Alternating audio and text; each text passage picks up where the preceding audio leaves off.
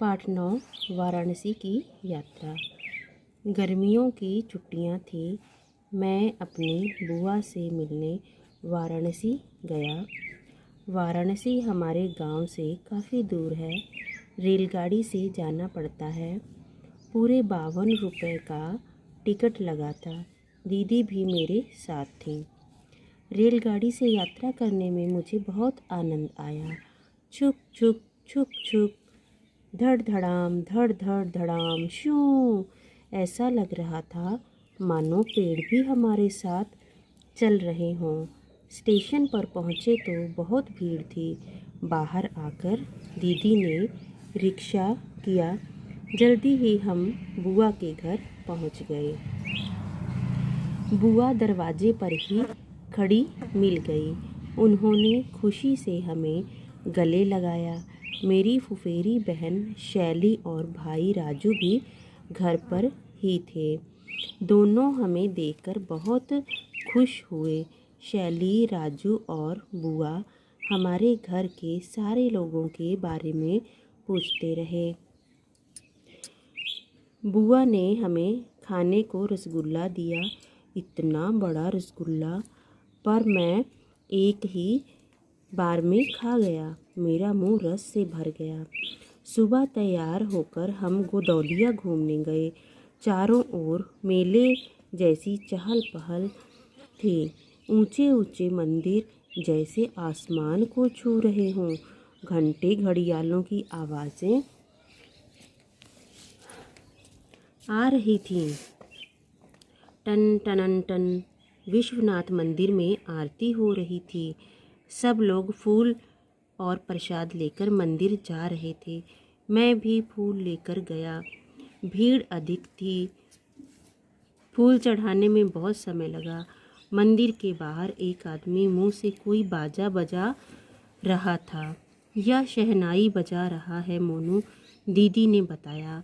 विश्व प्रसिद्ध शहनाई वादक उस्ताद बिस्मिल्लाह खां वाराणसी के ही थे, दीदी बोली। इसके बाद हम दशाश्वमेध घाट गए और नाव में बैठे। इतनी बड़ी नाव, जब वह चल रही थी तो हल्के हल्के हिचकोले ले रही थी। नाव को चलाने वाला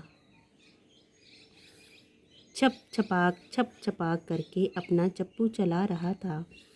गंगा के किनारे किनारे घाट बने थे। बड़ी बड़ी छतरियाँ लगी हुई थीं।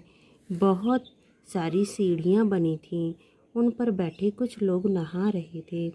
एक मंदिर लग रहा था जैसे पानी में अब गिरा। यह टेढ़ा मंदिर है मोनू, दीदी ने बताया। कैसे रुका हुआ होगा वह मंदिर, मैं सोचता रहा। दोपहर को हम बहुत बड़े विद्यालय में गए। दीदी बोली, मोनू, यह बनारस हिंदू विश्वविद्यालय है।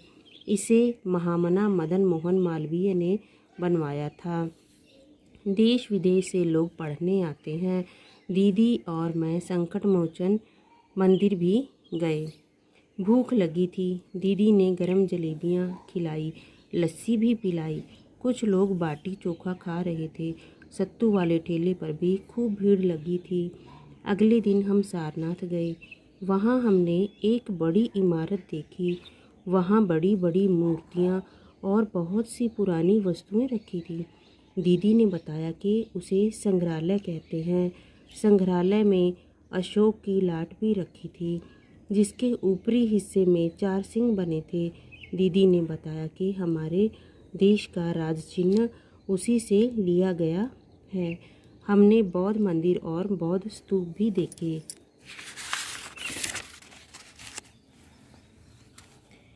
लौटते समय हम रेलगाड़ी का इंजन बनाने का कारखाना भी देखने गए। शाम को हम बाजार घूमने निकले। लहुरा बीर में घूमते घूमते रात हो गई। हम वापस घर लौट आए। रात को शैली और राजू से खूब बातें हुईं। सुबह हमें लौटना था। बुआ ने गले लगाते हुए हमसे अगली छुट्टियों में आने को कहा। शैली और राजू दूर तक हमें जाते देखते रहे।